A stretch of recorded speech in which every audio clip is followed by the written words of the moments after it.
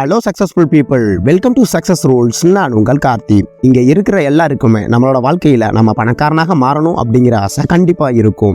அப்படி நம்மளோட வாழ்க்கையில் நம்ம பணக்காரனாவதற்கு நம்மளோட செல்ஃபோர்த்தையும் நம்மளோட நாலேஜையும் நம்ம அதிகப்படுத்திக்கணும். அதுலேயும் நம்மளோட செல்ஃபோர்த்தை நம்ம அதிகப்படுத்தணும் அப்படின்னா கண்டிப்பாக நம்மக்கிட்ட ரெண்டு முக்கியமான விஷயம் தேவை. ஒன்று நம்மளோட திறமை, இன்னொன்று நம்மளோட அனுபவம். ஆனால் இந்த அனுபவம் அப்படிங்கிறது இங்கே இருக்கிற ஒவ்வொருத்தருக்குமே கண்டிப்பாக வேறுபட்டதாக இருக்கும். ஆனால் திறமையை வளர்த்துக்கணும் அப்படிங்கிற விஷயத்தில் நம்ம எல்லாருக்கும் ஒரே வழிதான் இருக்குது.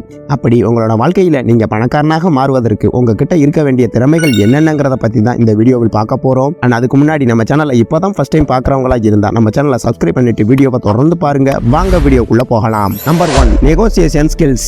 பணக்காரங்க எல்லாருமே மற்றவங்களா இருந்தாலும் சரி, இல்லை அவங்க கூட இருக்கிறவங்களா இருந்தாலும் சரி, இப்படி எல்லாருக்கிட்டையுமே எப்படி சரியாக பேசணுங்கிற வித்தையை தெரிஞ்சு வச்சிருக்காங்க. அப்படி நம்ம இந்த ஸ்கில்லை நம்ம கற்றுக்காம இருந்துட்டோம் அப்படின்னா மற்றவங்க நம்ம கிட்ட அட்வான்டேஜ் எடுத்துப்பாங்க. இப்படி மற்றவங்க தான் மேலே அட்வான்டேஜ் எடுக்கக்கூடாது அப்படிங்கிறதுல பணக்காரங்க ரொம்பவுமே கவனமாக இருக்காங்க. அப்படி மற்றவங்களே அட்வான்டேஜ் எடுக்க விடக்கூடாது அப்படின்னா முடிவுகள் எல்லாத்தையுமே அவங்க மட்டுமே எடுக்கணும். ஸோ அவங்க எடுக்கிற ஒவ்வொரு முடிவுக்கும் ஒரு மதிப்பு இருக்குதுங்கிறதையும், அதே மாதிரி அவங்க செய்கிற ஒவ்வொரு செயலுக்கு பின்னாடியும் ஒரு விளைவுகள் இருக்குதுங்கிறதையும் இவங்க அதிகமாக நம்புறாங்க. அண்ட் அவங்களோட விருப்பத்துக்கு ஏற்ற மாதிரி எப்படி தன்னை தக்க வைக்கணுங்கிற வித்தையும் இவங்க தெரிஞ்சு வச்சிருக்காங்க. அண்ட் நம்மளோட வாழ்க்கையில் எந்த ஒரு விஷயத்துக்கு நம்ம கை கொடுக்கணும் அப்படின்னு, எந்த ஒரு விஷயத்தை கை விடணுங்கிற விஷயம் நமக்கு தெரியணும். அண்ட் இந்த ஒரு விதியை உங்களோட பிசினஸ் அண்ட் ரிலேஷன்ஷிப், ஃபேமிலி அப்படின்னு எல்லா இடத்துலையும் நீங்க அப்ளை பண்ணி பார்க்கலாம்.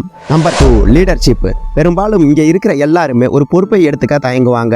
எந்த ஒரு பொறுப்பும் நம்ம தலையில விழுந்துடக்கூடாதுன்னு நினைப்பாங்க. ஆனா பணக்காரங்க எல்லாரையும் மாதிரி பொறுப்பை எடுத்துக்க தயங்க மாட்டாங்க. இன்னும் சொல்ல போனா பொறுப்பை எடுத்துக்கிறத தான் பணக்காரங்க விரும்புவாங்க. இப்படி அவங்க பொறுப்பை எடுத்துக்கிறதுனாலயோ என்னமோ அவங்க ஒரு காந்தம் போல மற்றவங்களை ஈர்க்கிறாங்க. குறிப்பா சொல்லணும் அப்படின்னா அவங்க பொறுப்பை எடுத்துக்கிறதுனால தான் பணத்தையும் ஈர்க்கிறாங்கன்னு சொல்லலாம். ராபர்ட் கிரீனி எழுதின 48 லாஸ் ஆஃப் பவர் அப்படிங்கிற புத்தகத்துல நம்மளோட சக்தியை வெளிப்படுத்துறதுக்கான ஒரு பயிற்சி தான் இந்த தலைமை பண்பு அப்படின்னு சொல்லியிருக்காரு. அண்ட் ஒருத்தரோட பார்வையின் மூலமா எல்லாரையும் பின்பற்ற வைக்கிறது தான் இந்த தலைமை பண்பு.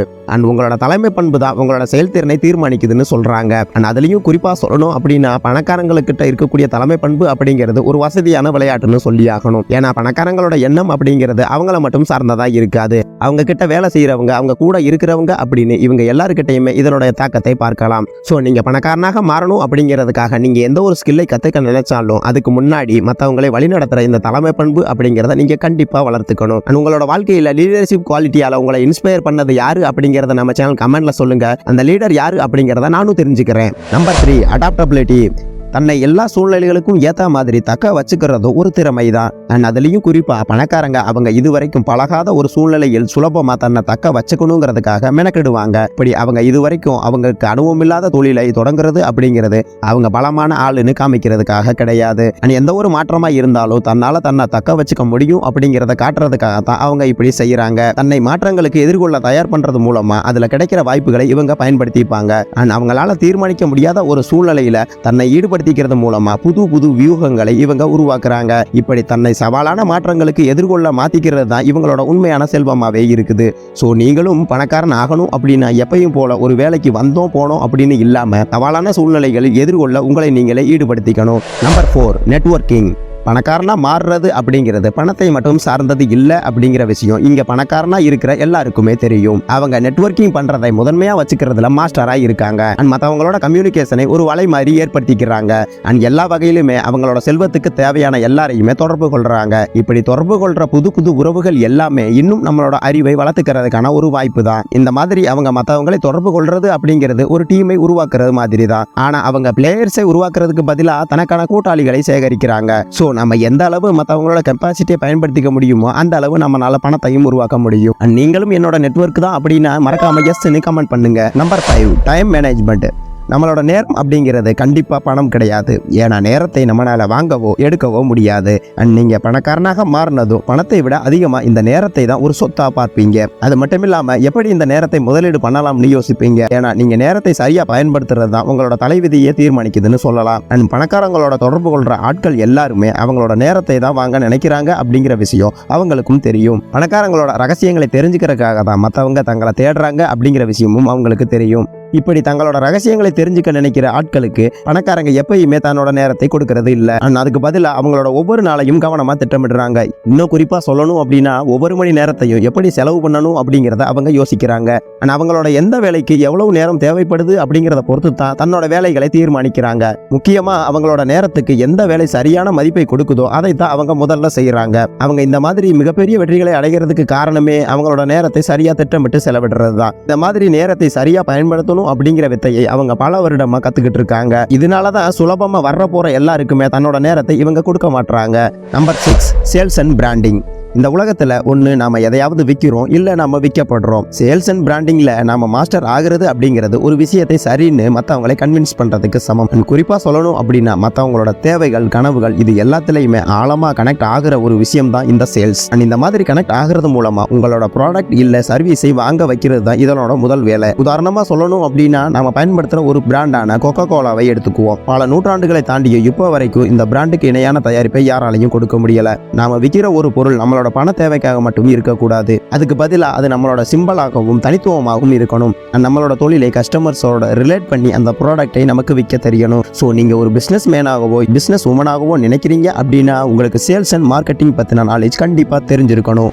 Number 7, problem solving skill. Problem solving அப்படின்னு சொன்னதுமே மேத்தமேட்டிக்ஸ் ப்ராப்ளம்னு நினைக்க வேணாம். ஒரு பிரச்சனையை தீர்க்கிறதும் ஒரு தீர்க்கமான முடிவை எடுக்கிறதும் தான் இதுக்கான அர்த்தம். பெரும்பாலான பணக்காரங்க எல்லாருமே ஒரு முடிவை எடுக்கிறதுல கெட்டிக்காரத்தனமாய் இருப்பாங்க. அண்ட் குறிப்பா சொல்லணும் அப்படின்னா அவங்க வெற்றிக்கு தேவையான முடிவை ரொம்ப சரியா எடுப்பாங்க. இப்படி முடிவை சரியா எடுக்காததுனால தான் இங்க இருக்கிற பலராலையும் பணக்கார வாழ்க்கையை வாழ முடியல. உங்க கையில நிறைய சாய்ஸஸ் இருந்து அதுல ஒரு முடிவை எடுக்கிறது கஷ்டமானது. ஸோ முடிவுகளை சரியா எடுக்கணும் அப்படின்னா உங்க கையில இருக்கிற சாய்ஸஸை கம்மி பண்ணிக்கோங்க. இதனால உங்களால சரியான முடிவை எடுத்து அது மூலமா உங்களுக்கு ஏற்படுற பிரச்சனைகளை சமாளிக்க முடியும்.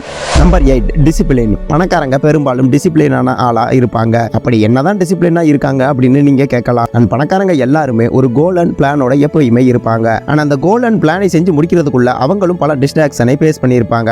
ஆனா அவங்களோட நீண்ட நாள் கோல்ஸ்ல மட்டுமே அவங்க ஃபோக்கஸ்டா இருப்பாங்க. ஸோ இதுக்காக உடனடியாக கிடைக்கிற கிராட்டிபிகேஷனை கூட ஃபியூச்சர் சக்சஸ்க்காக அவங்க பயன்படுத்திப்பாங்க. அதுலயும் குறிப்பா அவங்க கனவு காண்கிறவங்களா இருக்க மாட்டாங்க. செயல்ல இறங்கி அந்த வேலையை செஞ்சு முடிக்கிற ஒரு டிசிப்ளினான ஆளா இருப்பாங்க. நீங்களும் உங்களோட வாழ்க்கையில டிசிப்ளினா இருக்கிறீங்களா அப்படிங்கறத நம்ம சேனல் கமெண்ட்ல சொல்லுங்க. இந்த வீடியோ பார்த்துக்கிட்டு இருக்கவங்கள எத்தனை பேர் டிசிப்ளின் ஆனவங்க அப்படிங்கறத நானும் தெரிஞ்சுக்கிறேன். Number 9, emotional intelligence. நீங்க பணக்காரனாக ஆகிட்டீங்க அப்படின்னா கண்டிப்பா எல்லாரும் தேடுற ஒரு நபராகவும் மற்றவங்க உங்களை தேவைக்காக பயன்படுத்துற நபராகவும் நீங்க இருப்பீங்க. இப்படிப்பட்ட நேரத்துல எல்லா சூழ்நிலையிலும் நீங்க மற்றவங்களை உணர்வு பூர்வமா எப்படி சமாளிக்கிறீங்க அப்படிங்கிற திறமை உங்ககிட்ட தான் அடங்கி இருக்கு. உங்களோட உணர்வுகளையும் மற்றவங்களோட உணர்வுகளையும் மேனேஜ் பண்ற திறமை அப்படிங்கிறது கண்டிப்பா உங்ககிட்ட இருக்கணும். இந்த திறமையை வளர்த்துக்கணும் அப்படின்னா உங்களுக்கு கொஞ்சம் பொறுமையும் விழிப்புணர்வும் இருக்கணும். இப்படி மற்றவங்களோட உணர்வுகளை புரிஞ்சு நீங்க சரியா நடக்கிறது மூலமா உங்க கூட இருக்கிற நபர்களையும் கூட இருக்கிற உறவுகளையும் நீங்க சரியா வச்சுக்க முடியும். Number 10, outstanding communication. இந்த ஒரு பாயிண்டை பத்தி நம்ம கண்டிப்பா பேசியே ஆகணும். ஒருத்தருக்கு ஒருத்தர் தகவல்களை பரிமாறிக்கிறதா நம்ம கம்யூனிகேஷன் அப்படின்னு சொல்லுவோம். அண்ட் குறிப்பா தேவையானப்ப மட்டுமே நாம நம்மளோட வாயை திறக்கணும். நீங்க உங்களோட பேச்சால் மற்றவங்களை ஈர்க்கணும்னு நினைக்கிறீங்க அப்படின்னா நீங்க அதிகமா பேசக்கூடாது. என்னடா அப்போ நான் எப்படி பேசாம கம்யூனிகேஷனை வளர்த்துக்க முடியும்னு நீங்க நினைக்கலாம். நீங்க பணக்காரங்களா இருக்கிற எல்லாருமே ஒரு விஷயத்தை கம்யூனிகேட் பண்ண நினைச்சாலும் அதிகமா பேச மாட்டாங்க. அப்படி அதிகமா பேசாதனாலயோ என்னவோ அவங்க எல்லாரையுமே ஈர்க்கிற ஒரு நபரா இருக்காங்க. சோ கம்மியா பேசுறது அப்படிங்கிறது உங்களை ஒரு மதிப்புள்ள நபரா மாத்துன்றதுல எந்த சந்தேகமும் இல்ல. இந்த வீடியோல பார்த்த 10 திறமைகளும் பணக்காரனா மாற போற உங்களுக்கு கண்டிப்பா இருக்கணும். இந்த வீடியோ பத்தின கருத்துக்களை நம்ம சேனல் கமெண்ட்ல சொல்லுங்க. வீடியோ பிடிச்சிருந்தா லைக் பண்ணுங்க, ஷேர் பண்ணுங்க, மறக்காம நம்ம சேனலை சப்ஸ்கிரைப் பண்ணிடுங்க. தேங்க்ஸ் ஃபார் வாட்சிங்.